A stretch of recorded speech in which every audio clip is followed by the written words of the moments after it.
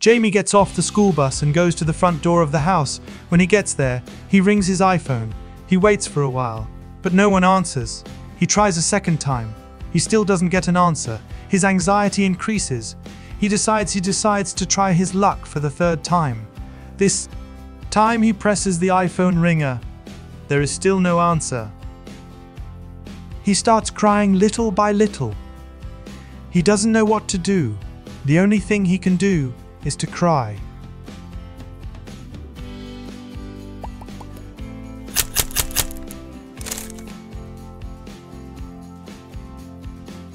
Hello, my dear friends. Problem-solving skill is one of the most important skills that children should be familiar with.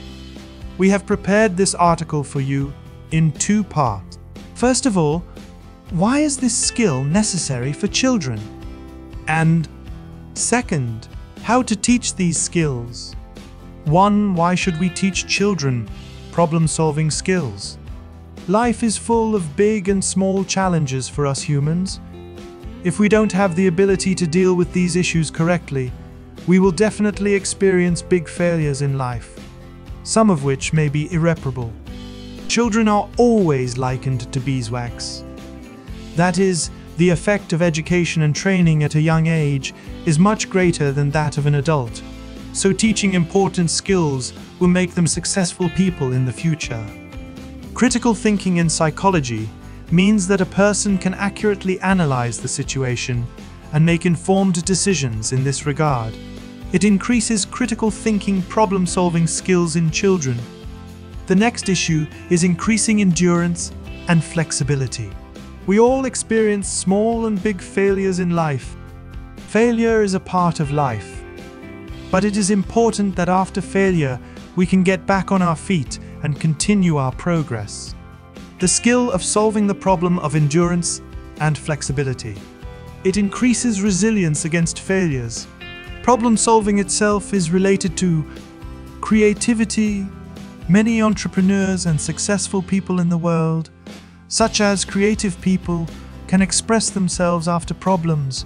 Problem-solving skills completely affect creativity, and a child who knows problem skills will have higher creativity.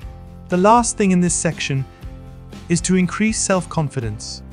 Many behavioral and psychological problems in adults and children are due to lack of self-confidence.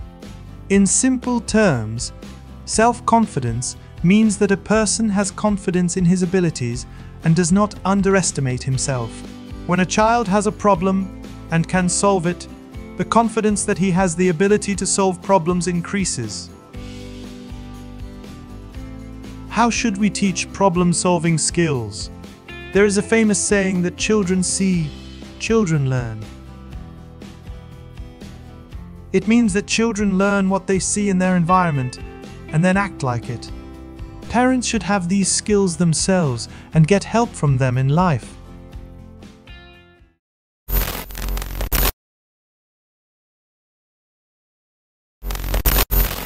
So that children can improve their problem-solving skills from their behavior. It has happened to all of us that things in the house are broken. Often the father of the family tries to find the problem with that device. Then he tries to fix that problem.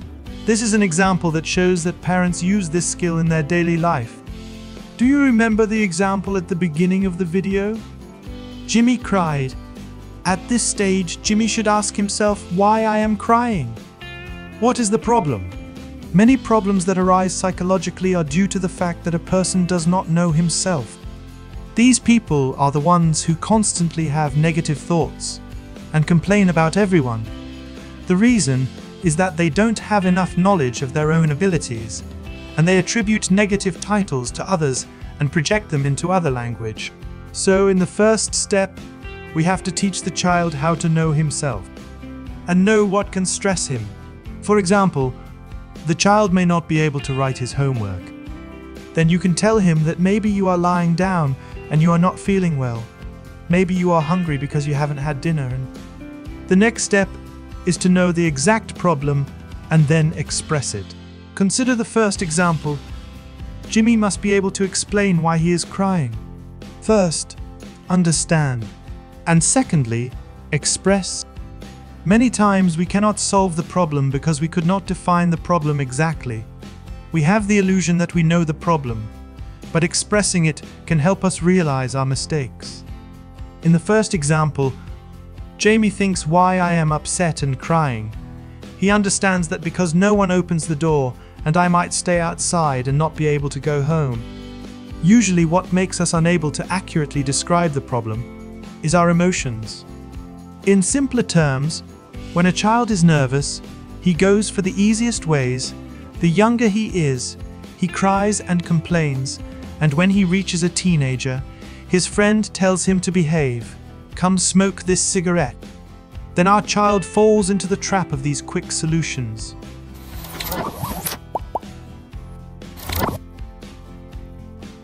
The third step is the step of finding a solution. Jamie can now explain why he is upset, but this is not enough. He must be able to find a solution to the problem that has arisen for him. Ask the child to say any solution that comes to his mind for the problem that has arisen. We will go back to the same first example. Jimmy can say that I will ring the doorbell of the neighbor and ask them for help. He can say that I will go to the crossroads of our blood and I will get help from the police there. He can say that I will go back to school, and from there I will try to call my parents through the principal and deputy of the school. Even say that I will ask passers-by to call my parents to inform them. Or I wait in front of the door for mom or dad to come home, and many other solutions. When parents want to teach children how to find a solution, they should pay attention to the fact that not all solutions need to be correct. For example, suppose your child has homework for tomorrow and has not done it.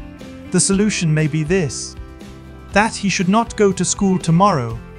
And naturally, this is not the right solution. But most parents, as soon as the child says such solutions, are quick to criticize and say that this is not a good solution. We must let the child understand which is right and which is wrong. Because there are situations when the parents are not with the child, like the story of Jimmy, the child has to make his own decision. After all the solutions have been mentioned, now it's time to choose the best solution. Always remember that a good solution is determined according to the time and place of the problem. Maybe the neighbors of Jimmy's family are reasonable and good neighbors. In this case, calling them and asking for help is a good solution. But if the family has a problem with them recently, this is not a logical solution. You may have this question in your mind that this amount of analysis is impossible in children. Yes, it may be unreasonable to expect children to consider the details of each problem and choose the best solution, but in the process of education, our goal is not a quick result. We are preparing the child in the current period of his life. He can handle himself. Our main effort is to use this skill in the future. What is the best solution now? The solution that has the most profit and the least loss is the best solution. We give an example. Donald has not done his homework and is anxious and sometimes aggressive. First, we ask him to tell why he is upset. After he can explain the reason for his discomfort, we will tell him which solutions come to his mind. He may say, 5 solutions. After that, we want him, I emphasize, to tell the consequences of each solution in order to decide which ones have more benefits and less losses. If he made a mistake in diagnosing this case, we can help him. For example, our child may say that he prefers not to go to school tomorrow. Then we tell him what will happen if you do this.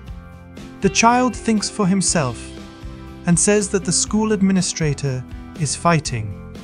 I fall behind in class, and most importantly, I still have to do the homework and take him to school. You must know that playing with children can strengthen this skill. Basically, most intellectual games do this. For example, consider the Sudoku game. This game is designed for both adults and children, which can be used by both children and adults depending on their age. The skill of problem solving in psychology is a broad subject, and we definitely cannot examine all aspects of it in one video. But in this video, we tried to examine teaching this skill to children as much as possible.